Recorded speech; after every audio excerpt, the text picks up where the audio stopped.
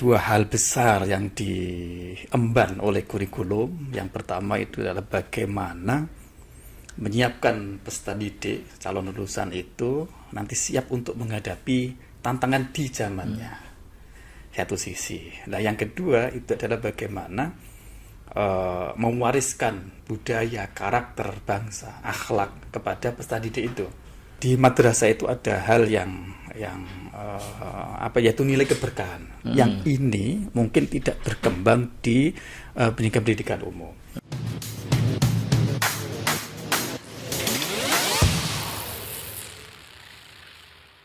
Assalamualaikum warahmatullahi wabarakatuh. Berjumpa lagi dengan saya Hamam Faizin di acara Modcast Madrasah Podcast. Kali ini kita akan berbincang tentang sesuatu yang sangat substansi ya, inti dari pendidikan madrasah itu, yakni tentang kurikulum.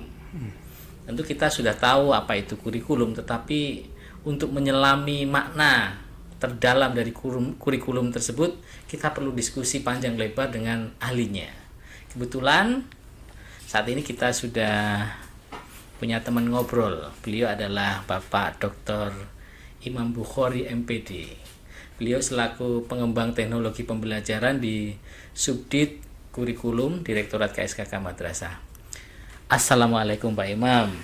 Waalaikumsalam warahmatullahi wabarakatuh. Alhamdulillah, kita sudah mulai siaran lagi ini setelah Ramadan dan juga Lebaran kemarin. Pak Imam, kita akan bicara tentang kurikulum. Sebetulnya bagaimana sih kurikulum madrasah itu? Apa yang menjadi ciri khas kurikulum madrasah? Mungkin kalau boleh kita bandingkan dengan sekolah-sekolah ya. Kira-kira apa yang ingin ditawarkan dari kurikulum madrasah itu? Oke. Baik, terima kasih. Mungkin sebelum ke inti itu saya ingin menggambarkan dulu ya bahwa kurikulum itu menurut saya jantungnya pendidikan ya. Kurikulum. Ada dua hal besar yang diemban oleh kurikulum. Yang pertama itu adalah bagaimana menyiapkan peserta didik calon lulusan itu nanti siap untuk menghadapi tantangan di zamannya. Satu sisi. Nah, yang kedua itu adalah bagaimana mewariskan budaya, karakter bangsa, akhlak kepada peserta didik itu, sehingga anak-anak madrasah itu begitu lulus dia siap menghadapi tantangan di zamannya, namun dia tetap tidak terlepas dari akar budaya, tidak terlepas dari nilai-nilai agama. Itu yang paling utama. Itu kenapa kurikulum menjadi ruhnya atau menjadi jantungnya suatu pendidikan, karena dari kurikulumnya nanti tergambar kayak apa nanti lulusannya itu. Nah, terkait itu tadi disinggung juga tentang karakteristik ya, karakteristik atau kekhasan madrasah. Apa yang membedakan dengan madrasah dengan yang non madrasah misalnya? Menurut saya ada dua hal besar yang membedakan. Yang pertama dari aspek konten yang diajarkan sendiri. Tentu di madrasah itu konten-kontennya adalah syarat dengan pelajaran agama.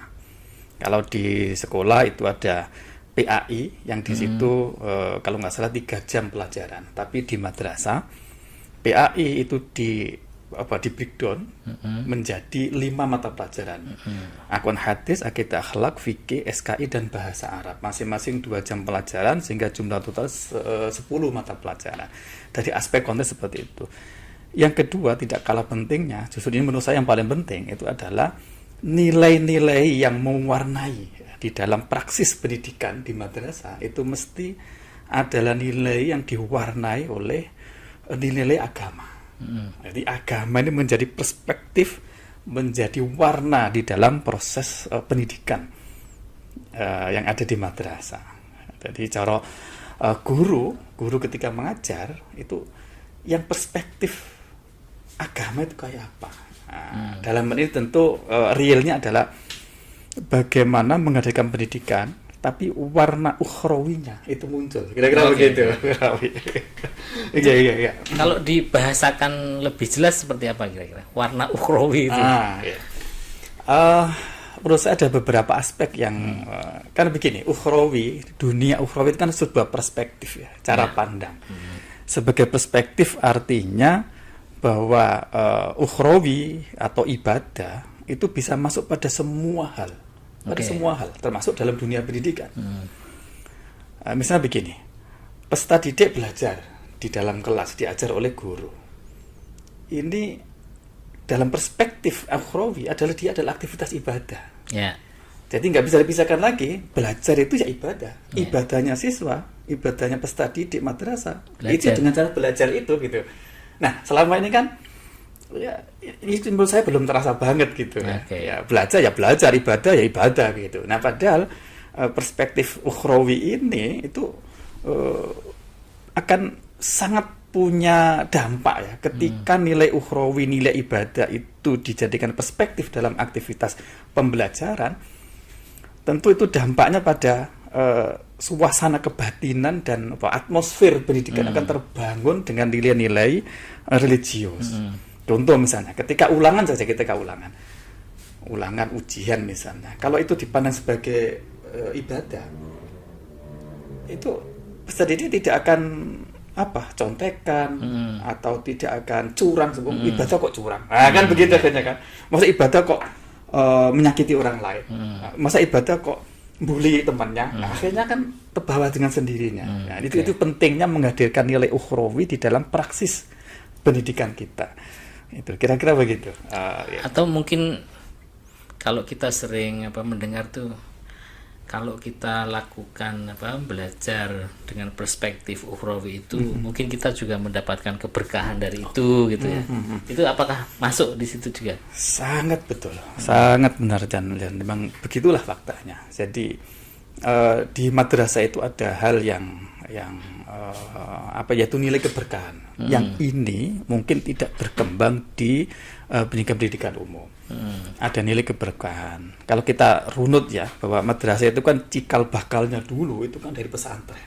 Pesantren itu kan kita tahu ya, nilai-nilai agama, nilai tabarukan, nilai berkah, manfaat itu kan betul-betul menjadi hal yang paling utama daripada ilmunya itu sendiri.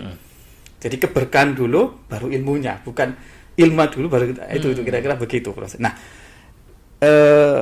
akhir-akhir ini saya kira nilai seperti itu, cara pandang seperti itu sudah mulai agak memudar di dunia pendidikan kita. Karena itu menurut saya sudah saatnya lah untuk mengembalikan nilai-nilai yang ada dulu di pondok pesantren itu ke dalam dunia madrasah. Sebetulnya ada hal lagi yang penting ya. Tadi saya menyampaikan cara pandang ukhrawi atau ibadah, perspektif ibadah. Nilai yang jadi khas lain pembeda itu adalah menurut saya hubungan guru dengan murid. Ini penting, relasi guru dan murid. Selama ini yang kita lihat ya di dunia pendidikan kita, itu kan hubungannya itu kayaknya masih hubungan transaksional materialistik. Ini bayar piro, gitu. Pendaftarannya berapa. Jadi layanan pendidikan itu diukur dengan berapa bayarnya peserta didik. Itu kan transaksional itu. Nah, dalam dunia madrasah mestinya tidak seperti itu. Bahwa hubungan guru dengan murid itu diikat dengan hubungan mahabbah fillah. Hubungan mahabbah fillah artinya bahwa bertemunya guru dengan murid, aktivitas yang dilakukan oleh guru dengan murid itu adalah semata-mata kepentingannya adalah untuk menuju kepada Allah secara bersama-sama. Itu yang sama dengan hubungan mahabbah fillah. Sehingga perspektifnya itu guru itu membutuhkan murid, murid juga membutuhkan guru. Nah, dengan hubungan seperti itu kan perasaan guru itu kan tidak menjadi semena-mena. Karena faktanya seorang guru untuk mengembangkan ilmunya, untuk beribadah dengan ilmunya itu, dia butuh murid. Kalau nggak ada murid gimana? Mungkin SK saja nggak cukup. Ada SK sebagai guru misalkan. Kalau muridnya tidak berkenan menerima dia, ya nggak bisa juga gitu. Jadi hubungan ini penting karena hanya dengan bangunan hubungan mahabbah fillah inilah nanti aktivitas hubungan guru dengan murid itu akan berpengaruh nanti di akhirat. Wah, ini penting. Jadi akan berpengaruh di akhirat gitu. Ingin proyeksinya bukti sampai ke akhirat ya. Ingin bukti dalil nggak ini? Ya dalilnya. Gini, misalnya nih. Yang terpaksa saya mengeluarkan dalil. Ya. Kalau kita lihat misalnya di surat At-Tur ayat 21 itu dikatakan Bismillahirrahmanirrahim. Walladzina amanu wattaba'athum dzurriyyatuhum biimanin alhaqna bihim dzurriyyatahum wa ma alatnahum min amalihim min syai' kullu mri'in bima kasaba rahin. Artinya walladzina amanu, dan orang-orang yang beriman, wattaba'athum dzurriyyatuhum biimanin, yang anak cucu mereka mengikuti dalam keimanan.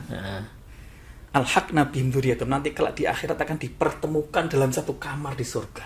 Wah, ini kan luar biasa. Yang menarik ayat ini itu tafsirnya, kata-kata dzurriyyah itu ada dua.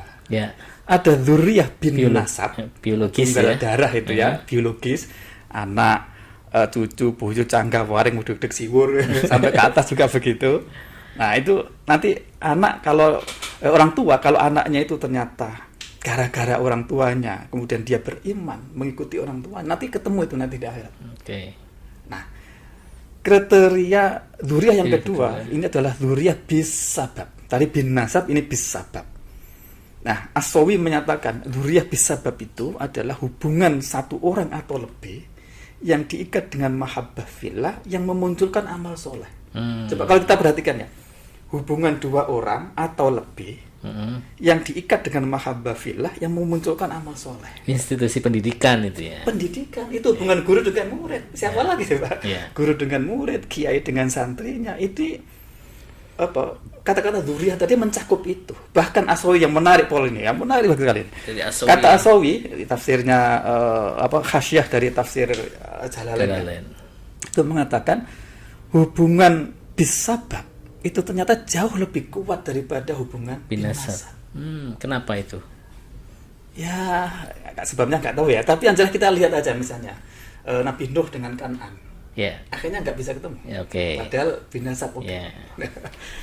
Nah, kemudian banyak cerita lah. Jadi ternyata seperti itu. Yang menarik lagi dalam As-Sawi ini, saya mohon maaf menggunakan dalil lagi. Di kitab As-Sawi itu Kanjeng Nabi bersabda ketika menafsiri ayat ini, idza dakhala ahlul jannati al-jannata fasa'aluhum an abawahi wa azwajil akhirih. Ketika ahli surga itu masuk ke surga, maka dia itu toleh. Fasa'aluhum an abawahi, dia mencari-cari mana bapak saya, mana istri saya, wa azwaji akhirih. Kemudian dijawab oleh Allah, innahum lan yudrikum antarata. Oh, dia tidak mendapatkan apa yang kamu dapatkan. Mungkin kamu orang baik, tapi anak kamu yang kurang ajar dan sebagainya ya. Nah, kemudian dijawab oleh ini amil tuli walahum, ya Allah, saya beramal untuk saya dan untuk anak saya, Allah. Kemudian fayuk marubi ilhaqihim. Kemudian orang ini malaikat diperintahkan untuk mempertemukan dalam satu kamar di surga. Nah, tadi ini tentu tidak lepas tadi dengan konsep dzurriyyah itu, dzurriyyah bin nasab, dzurriyyah bis sabab. Nah, tentu bayangan kita kira-kira nanti ya, kalau kiai saya masuk surga gitu, kira-kira mencari-cari mana Pak Imam ya, mana Pak Imam gitu.